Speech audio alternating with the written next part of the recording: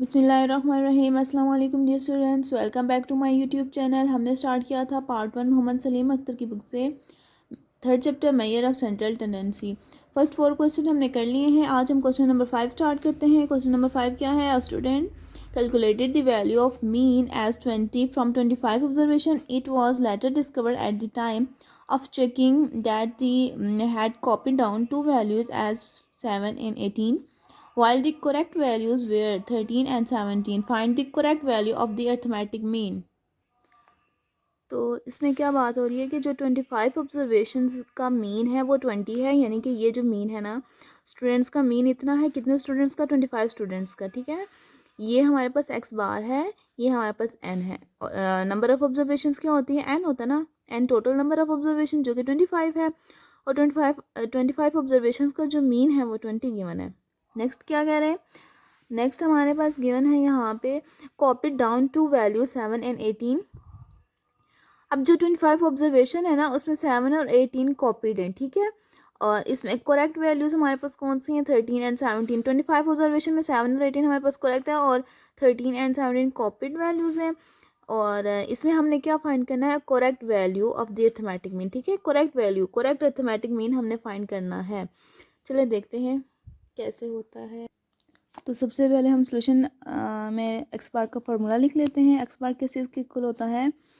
Summation x divided by n. ठीक है, ungroup data के लिए, क्योंकि इसमें फ्रीक्वेंसी नहीं गिवन ना, तो इसलिए।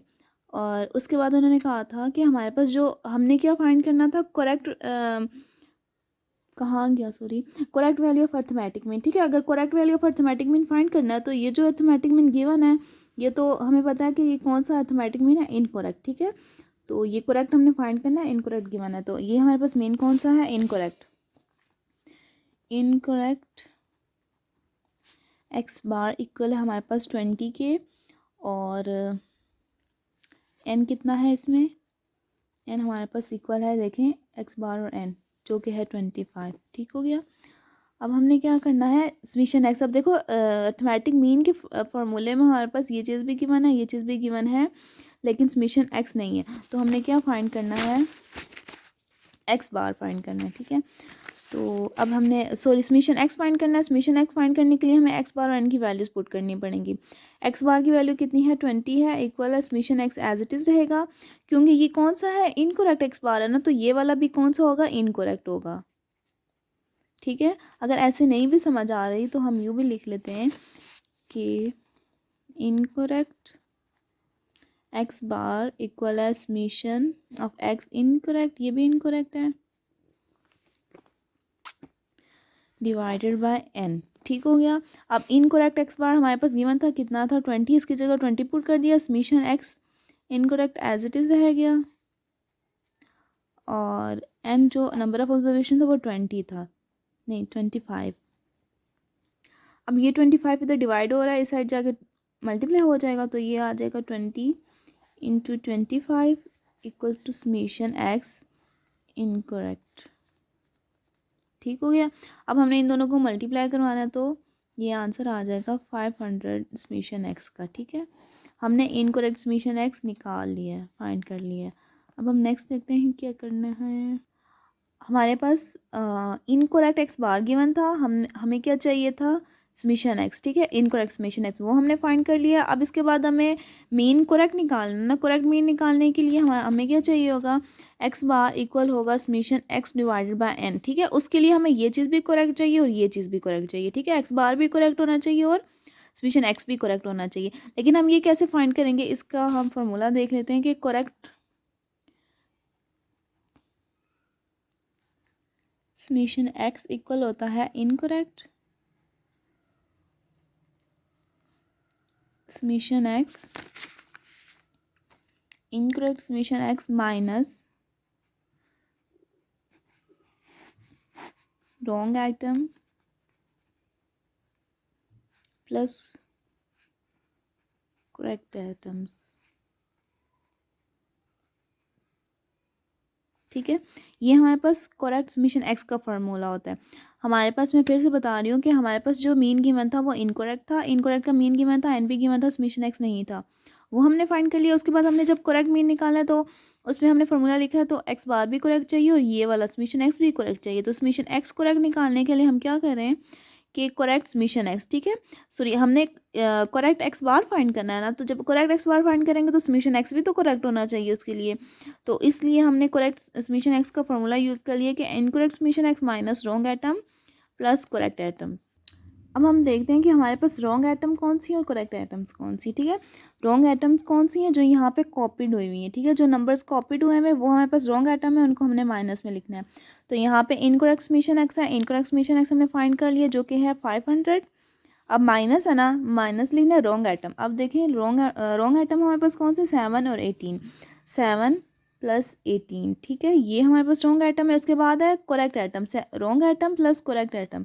तो अब करेक्ट आइटम्स कौन से हैं, while the correct values were 13 and 17, 13 and 17 हमारे पास कौन सी हैं करेक्ट वैल्यूज़, ठीक है। अब हमने 13 प्लस 17 कर देना, ये हम समीशन एक्स निकाल रहे हैं करेक्ट, ठीक हो गया। अब 500, अब ये वाला यहाँ पे माइनस है ना, तो ये -7 और plus minus minus 18 plus 13 plus 17, इसको जब हम सॉल्व करेंगे तो हमारे पास आंसर आएगा 505 समीशन एक्स। ये हमारे पास कौन सा समीशन एक्स आया, करेक्ट के लिए। करेक्ट के लिए क्यों आया, क्योंकि हमने करेक्ट एक्स बार फाइंड करना था, उसके लिए हमें करेक्ट समीशन एक्स की ज़रूरत थी। अब एक्स बार इक्वल आ गया summation x divided by n. Question में गिवन था कि आपने करेक्ट फाइंड करना है, तो करेक्ट एक्स बार यानी कि करेक्ट अर्थमेटिक मीन गिवन है summation x correct divided by n. अब इस फार्मूले के अकॉर्डिंग हमें समीशन एक्स चाहिए था जो कि हमने करेक्ट फाइंड कर लिया है। यहाँ पे 505 जो हमने फाइंड किया divided by n, number of observation हमारे पास गिवन थी 25 ही, तो जब हम इन दोनों को डिवाइड करेंगे तो आंसर आ जाएगा 20.2। ये हमारे पास एक्स बार आ गया है। तो इस क्वेश्चन में हमने यही फाइंड करना था, करेक्ट अर्थमेटिक मीन फाइंड करना था, ठीक है। सबसे पहले मैं फिर से समझा देती हूँ, थोड़ा सा ये ट्रिकी सा क्वेश्चन है कि हमारे पास इनकरेक्ट एक्स बार भी गिवन है और नंबर ऑफ ऑब्जर्वेशंस भी गिवन है। हमने क्या फाइंड करना है, करेक्ट अर्थमेटिक मीन, ठीक है, ये चीज़ हमने फाइंड करनी है। इसके अकॉर्डिंग हमें क्या चाहिए, करेक्ट समीशन एक्स चाहिए। जब हमें करेक्ट समीशन एक्स चाहिए तो हम करेक्ट समीशन एक्स के फॉर्मूले में जब देखते हैं तो यहाँ पे हमें क्या चाहिए, इनकरेक्ट समीशन एक्स भी चाहिए। जब हमारे पास इनकरेक्ट एक्स बार है तो इनकरेक्ट समीशन एक्स हम इजीली निकाल सकते हैं। यहाँ पे फिर हमने क्या कर लिया, इनकरेक्ट एक्स बार इक्वल है वही एक्स बार का ही फॉर्मूला, सिर्फ हमने इनकरेक्ट लगा दिया क्योंकि हमारे पास जो मीन था ना वो इनकरेक्ट की फॉर्म में था। फिर हमने इधर समीशन एक्स की वैल्यू पुट कर दी है, सॉरी एक्स बार की वैल्यू पुट की है, एन की वैल्यू पुट की है, तो समीशन एक्स आ गया। जब समीशन इनकरेक्ट आ गया तो करेक्ट भी हम फाइंड कर सकते हैं, उसमें इनकरेक्ट होता है और wrong atoms plus correct atoms होते हैं, वो हमने पुट किए तो समीशन एक्स आ गया, ये हमारे पास करेक्ट आ गया। फिर हमने करेक्ट मीन निकालना है तो हमने x summation x divided by n, x bar का फॉर्मूला लिखा, साथ करेक्ट लिख दिया और करेक्ट समीशन एक्स हमने फाइंड किया हुआ था, हमने पुट किया तो आंसर आ गया। नेक्स्ट क्वेश्चन देखते हैं। क्वेश्चन नंबर 6 है the mean of the 10 numbers is 8 if an 11 number is included in the data, the mean becomes 9, what is the value of 11th number। इसमें कह रहे हैं कि जो हमारे पास 10 नंबर्स है ना उसका मीन हमारे पास 8 है, ठीक है। हमारे पास n क्या है, 10 है, और उसका जो n का x बार है ना वो क्या है, 8 है। 10 नंबर्स का x बार 8 है। अगर नंबर ऑफ ऑब्जर्वेशन हम बढ़ा देते हैं, एक ऐड कर देते हैं यानी कि 11 कर देते हैं, अगर हम 11 करेंगे तो उसका जो मीन आएगा वो हमारे पास क्या आएगा, 9। अब हमने क्या करना है, वो 11 नंबर फाइंड करना है, जो यहाँ पे 11 नंबर हम इंक्लूड कर रहे हैं ना वो फाइंड करना है कि कौन सा ऐसा नंबर होगा जो उसका मीन 9 होगा, तो वो नंबर हमने फाइंड कर लेना है। वही लिखा हुआ है what is the value of 11 number, ठीक है। यहाँ पे क्या है, the mean of 10 numbers, 10 numbers का मीन एक्स बार है, अगर हम एक और नंबर ऐड कर देते हैं तो उसका मीन 9 है। तो अब जो वो एक नंबर हम ऐड करेंगे उसको फाइंड करना है। अब मीन ही फाइंड करना ना, एक्स बार का फॉर्मूला लिख लेते हैं summation x divided by n. यहाँ पे हमारे पास जो है वो एक्स बार गिवन था 10 नंबर्स का, ठीक है, एक्स बार 10 नंबर्स का 8 गिवन था, एक्स बार गिवन था 8 और एन गिवन था हमारे पास 10। इसमें पुट कर देते हैं हम, एक्स बार की जगह क्या करेंगे 8, एक वाला summation x divided by n क्या था 10, तो यहाँ से हमारे पास समीशन एक्स क्या आ गया, 10 8 ज़ा 80, ठीक है, ये हमारे पास समीशन एक्स आ गया। अब हम कर लेते हैं सपोज दी 11